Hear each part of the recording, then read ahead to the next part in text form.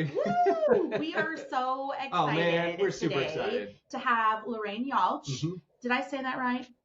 You did. You got it. Oh, I did. We have Loraine Yalch, who is President National Accounts for Armada Supply Chain Solutions, Yep. A company that we've done some work with and we love, and we absolutely love Loraine and love her energy. So welcome to our podcast. Yay, Lorraine. So excited to be here. Yay. Well, we're going to get right into it, Lorraine. Yes. So what we would love to hear about from you is how you got where you are. How did you end up at Armada, and kind of what does Armada do and what's your focus? Sure. Yeah. Again, thanks for having me. So fun. Always lovely to see the two of you. It's been fun, the work we've done together in the past. So I hope there's more of that to come. So Loraine Yalch, I'm with a company called Armada Supply Chain Solutions. I lead our national accounts division, which is our client experience teams, business development, and marketing. So I've been with Armada 23 years. So it's been quite the ride. Yeah. Wow. I know. You started in the womb. I didn't think that was legal. possible. Yes, thank you. I knew someone would tee that up for me. So thank you. Well, I think Bruce just did. I think he just did. Yeah, you're welcome. So You're well welcome. done. You're legal now. You're at 23. This is well exciting done. times. Right. So I started out as a logistics analyst in our engineering team. I am a civil engineering undergraduate by education, and then just progressed through the business, through a course of opportunities. I did a lot of work around internal metrics and performance improvement. Right immediately prior to joining Armada, I spent a year with a .com startup. It was the height of the .com craze, which was a really phenomenal experience to have been a part of. I was at the .com for exactly a year. I mean, exactly 365 days. Joined as company number, as employee number 47 or something like that. We peaked over 100, and I was one of the last 12 left when they turned the lights off. Wow. So, yeah, so very, very interesting. So there I was. I just finished my MBA, didn't have a job, and happened to find Armada. Our current now executive chairman went to the same MBA program as I did. Found him, and as they teach you in business school, network. So found him in the alumni database, found the company. They did have a job posted. I applied, but then again, I sent him a nice little note. And he loves to tell this story more than I do. He meant to forward the email to his head of HR, and instead hit reply. And simply in the email said, find out how much money she wants. Oh my gosh. Oh, wow. Wow. And I get this email. I'm like, I don't know what to do with this. So the HR person called me, and one thing, and the rest is history, as they say. I do tease him now when he tells the story. I say, if I knew you then like I know you now, it really would have cost you. Oh my gosh. Yeah, you should have tripled whatever number you sent back. Right. So that's funny way of how I got to Armada, and then have just grown with the business as the business has grown. We were probably 200 employees when I started. We're now, if you include sister companies and some recent acquisitions, we're topping out at 1,000. Wow. So really, it's been a phenomenal ride. Had a lot of opportunities to develop a piece of commercial software that we still sell in the marketplace, which got me into sales and client management. And that's really been the role I've been in for the majority of my time there. So as I said, civil engineer, by education. And what I like to say is, now in supply chain and logistics, I simply help people move things on the roads that I thought I was going to design when I was in college. So it is all, That is so cool. That's great. Well, you design the routes, right? That's right. You design the way that it gets from point A to point B using those roads. Well, and right? navigating the relationships to helping make that happen, because that's a really important piece. It's not just not just that, it's Sure. the relationships with people. Well, and so what is your day-to-day? Right. I'm curious, Lorraine, what does your day-to-day look like? Yeah. How are you working with your teams? Kind of what are you guys focused on, and how are you making it happen? Mm-hmm. Yeah, so Armada, as I mentioned, is a very broad-based supply chain solutions provider. So we have a host of capabilities that we deliver to our clients, everything from the physical logistics of warehousing and transportation. We have a lot of technology capabilities, from visibility tools, truck tracking, even getting into areas of AI and machine learning to use the data in the network to be a little more predictive of, there might be a disruption 4 days from now here. Can we mitigate it? Do we have to mitigate it, rather than, the historical, oh, we've stocked out, now we have a firefight. So trying to help the supply chain be smarter than it has historically been. And then a lot of professional services, so project management, supply chain engineering and network design, process transformation, and then some really interesting financial services as well. So soup to nuts data, the physical movement, the financial. We can basically, if you have a supply chain problem, call Armada. I'm sure we can help. That's great. I really love we like that commercial. Yeah, exactly. That was I feel like we need to write a jingle like Armada. So, maybe not that. We'll work on that. We're going to workshop on that. We'll workshop it. I love what you said. Then, wait, go ahead. No, go ahead. I love what you said about the proactive piece, because I think historically, when you ask the average person, they look at supply chain as super reactive, as opposed to proactive. And the idea that you could, or you have the data to be able to say, we're going to have an issue with A, B, and C. We know these facilities or these businesses will be impacted. What do we have locally? How can we source these types of things for them to address that before we're at a position, in a position where everyone's, their hair's on fire and they're running around trying to find, catch up. That's or whatever it is. Yeah, that was hair on fire. Yeah. So that's really cool. And clearly the culture at Armada is really strong, because to be in the roles that you've been in, kind of moving through the various areas of the business, and still there after 23 years, tells us that you guys were doing the right thing there. Yeah. Agreed. And there are people with tenures way longer than mine. And that is not a short list of people. So yeah, the culture is phenomenal. I love what we do. I love how we help our clients be more successful. I love the long-term deep relationships we build with them. We're in the firefight together. My teams are managing those relationships. They're the face of Armada to the client. But oftentimes they're spending more time in the client office than they are in an Armada office, to the extent any of us are in offices anymore.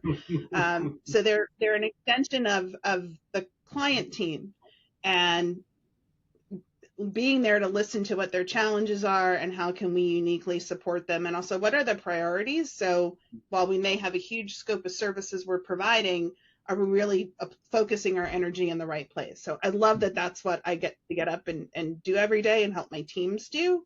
And then, while no longer, I would call it family owned or founder family owned, still very much of a family culture.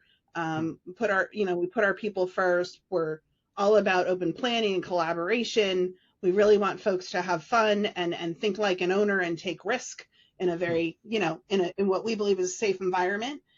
So yeah, it's been a good place to learn and grow. Yeah. I love that so much. Yeah.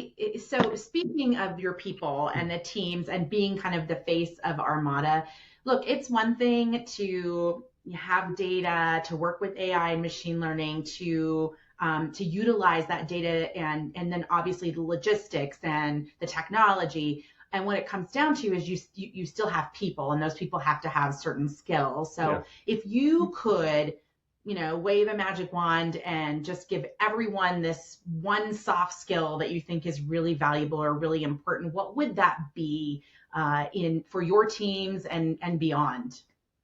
Yeah. So the one that I always lean on, and I think I would be curious, I bet what people say is the one that they know they have and they wish everyone else did, because we all know the challenges of working with people who have very different styles or temperaments, and that often creates those friction points because you want it one way and they operate another, and that's part of successfully navigating work. But I would love it if everybody was a high attention to detail, very conscientious, very planful, in a soft skill. Now, if you're not, you can learn those things. There's a lot of tools that help you be those things. But that if I could wave a magic wand, that would be the skill I wish everybody had. I feel like it makes the rest of work and life so much easier.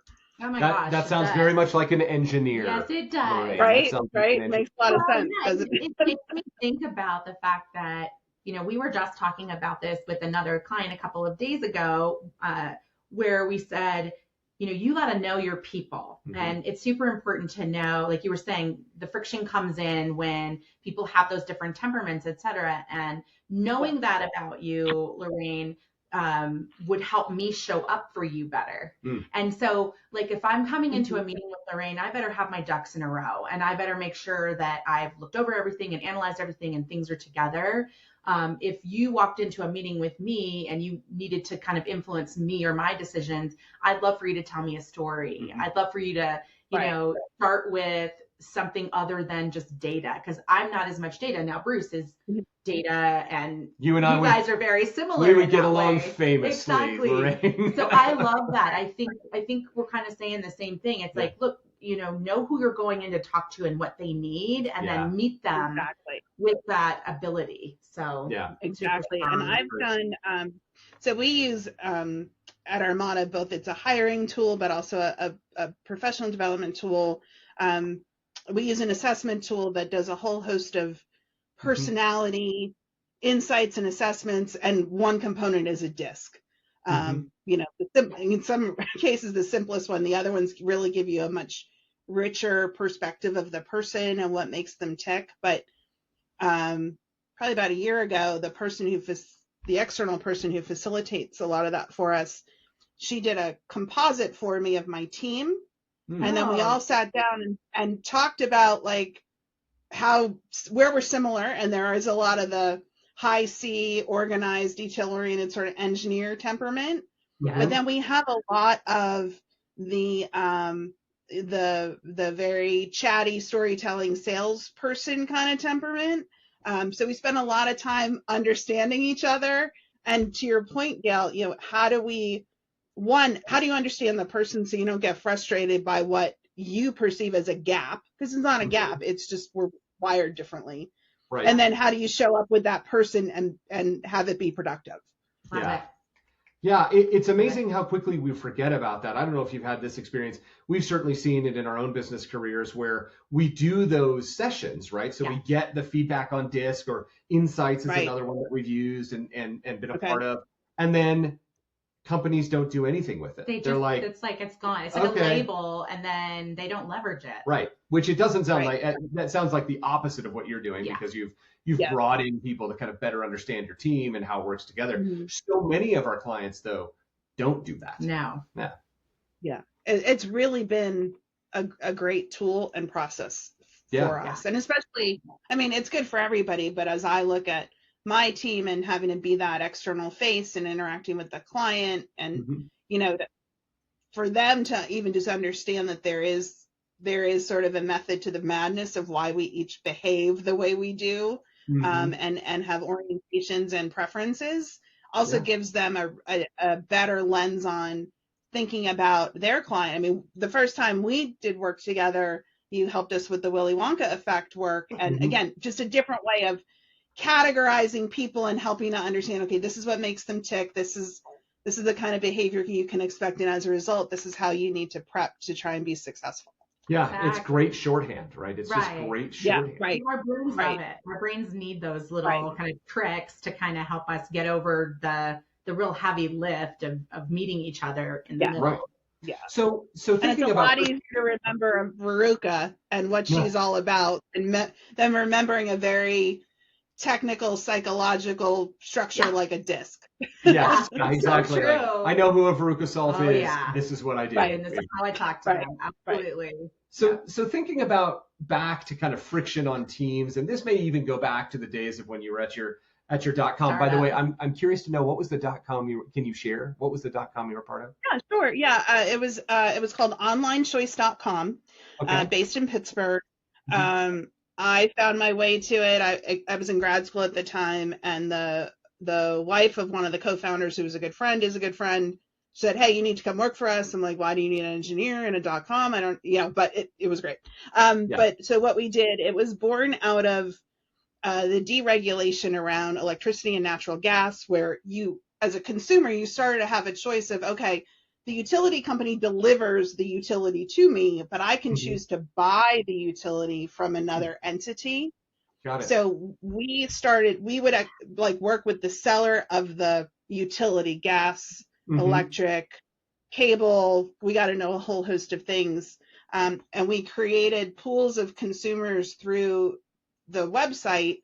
And then because we had what we felt was demand, we then got a better deal for our population through the seller than what that person could get if they went directly. And then we got a commission off of every sale. Oh, that's great. That was generally the model. I see. So thinking back to those days, or maybe some other days, of when you've been a part of a team that wasn't going right? There was friction, there were challenges.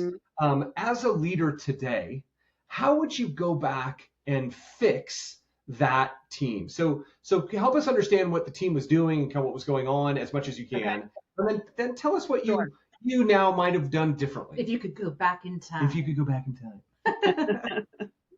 So yeah, this is actually a really good question, and I think it all boils down to communication and clear communication and being on the same page. So when I stepped into the role, it was a precursor to the role I'm in, but very essentially the same responsibilities, leading the account teams for national accounts.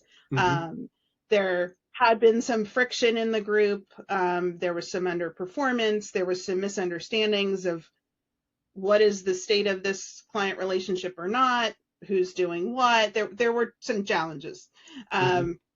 So in stepping into it, it was clear that communication was job number one.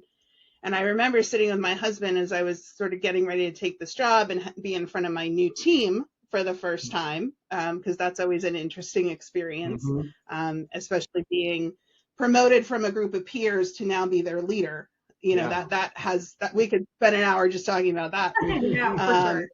But I said, okay, I need to make it really clear to my folks that communication is the most important thing. So how do I give them some ground rules for how we communicate? And there's the specific things of expectations around meetings and agendas and action items, and that's sort of the nuts and bolts of communication. But it was more about, my expectation is that we are going to very proactively communicate with one another. Good news, bad news, indifferent. So I came up with a mantra. My husband helped me a little bit with this. And I said, it's 3 things, it's 6 words. So super simple, very clear. First one was no surprises. Second one was no BS. And the third one was reach out. And what I said to them is, if you only do the third one, if all you ever do is reach out and communicate and talk and let us know, you don't even have to worry about the first 2.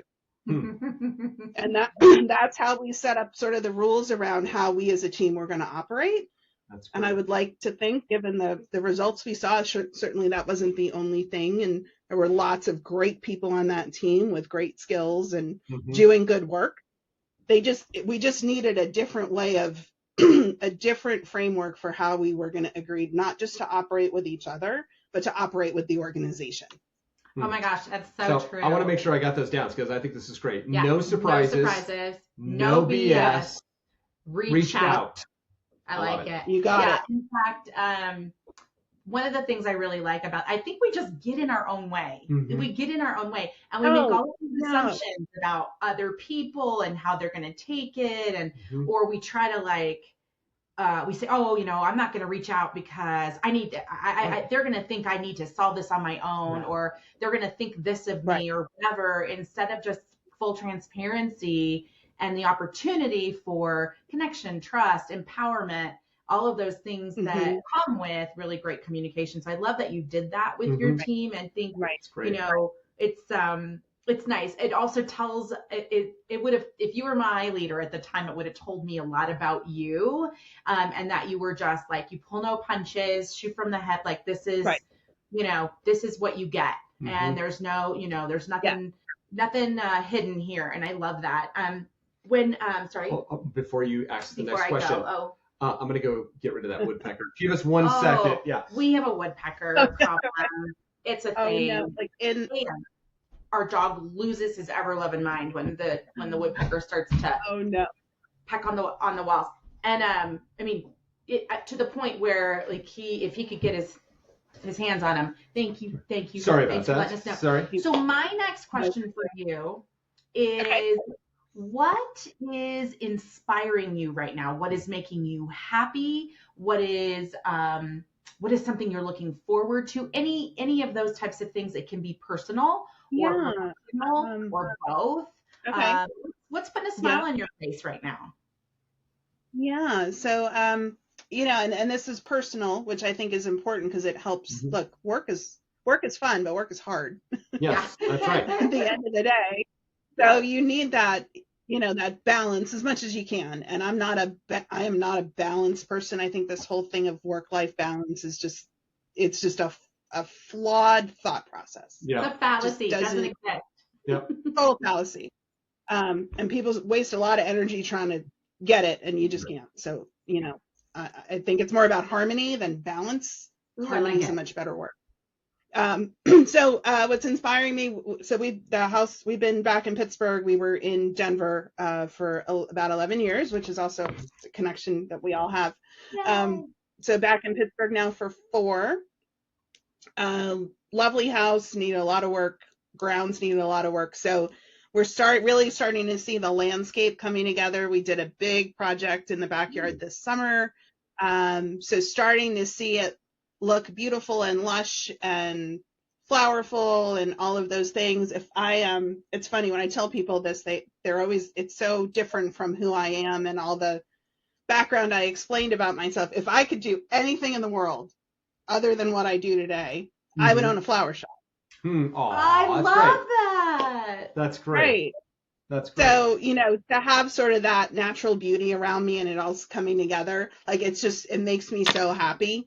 To finally start to see, you know, because with a garden, there's a saying in gardening that as you start to plant things and the garden starts to come together, it's kind of a 3-year cycle. So first things sleep, then they creep, then they leap. So we're finally getting to leap. So it's been great to see it start to look for that vision to start to come alive. And you know, looking to build on it. But yeah, it's been a lot of fun. Great. I have a favor to ask of you. Would you send us a picture of some of your flowers? And when we do our blog, we'll include some of that in there. Yeah, that'd be great. 100%. Yeah, I'll send you a few. I'll get a few this week and I'll email them to you. Yay. So here's your final question. You ready? As we're wrapping things up, and this can be personal or professional. What is the best piece of advice you've ever been given, and why? Okay. There's many, especially someone who's been at this a long time. But I heard this early on, and I would say I didn't fully appreciate it until my career progressed. I'm like, oh, this actually is really valid. But the idea that a career is a lattice and not a ladder. And that taking a step doesn't have to be up. And just because it's not up doesn't mean you're not advancing. And it was interesting. I was just at work having a conversation with a few people, and I forget how we got on the topic, but we could all look back on our careers and say, yeah, every single one of those experiences and roles enabled me to do the job I'm doing today. And if I didn't have even just one of them, I wouldn't be nearly as competent. I might not even have it. So I think especially with younger people, they're, you know, and it is generational. I think different generations have different perspectives on what growth and success looks like. But moving lateral is not bad. If it's going to give you a new skill, new experience, new group of people, that has just as much value as a step up, sometimes more. And you need all those sort of zigzaggy steps to ultimately, they will all pay off when you get to the place where you ultimately say, wow, this is actually really what I wanted. Oh my gosh. Yes. And I had this, it's going to totally date me. I had this visual in my head of, do you remember The Price is Right? The like mountain climber? Yeah. Like, oh, I know exactly what you mean. Yeah. No?